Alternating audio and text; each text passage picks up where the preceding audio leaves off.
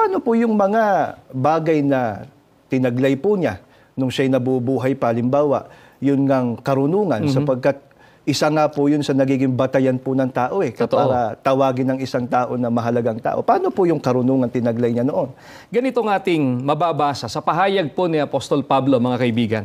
Dito po sa unang Korinto, sa 1:19 ay ganito po ang kanyang pahayag sa atin.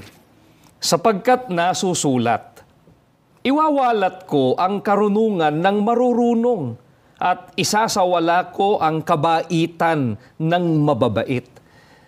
Sagutin na natin ng diretso, kapatid na Glenn. Sa pamamagitan po ng Biblia, yung karunungan na taglay po ng tao, hindi po niya yon pakikinabangan. Kung dito sa mundong ito siguro po, May nakikinabangan po, di po? dahil itinuturing siya na mahalaga because of that. Opo. Pero pagdating sa araw ng paghuhukom, kung kaligtasan ng pag-uusapan, kabuluhan sa harapan ng ating Panginoong Diyos, ang sabi po sa atin ng Biblia, iwawalat ko ang karunungan ng marurunong. Ibig sabihin po, o katumbas po nito ay pawawalang halaga ng ating Panginoong Diyos yung karunungan nila.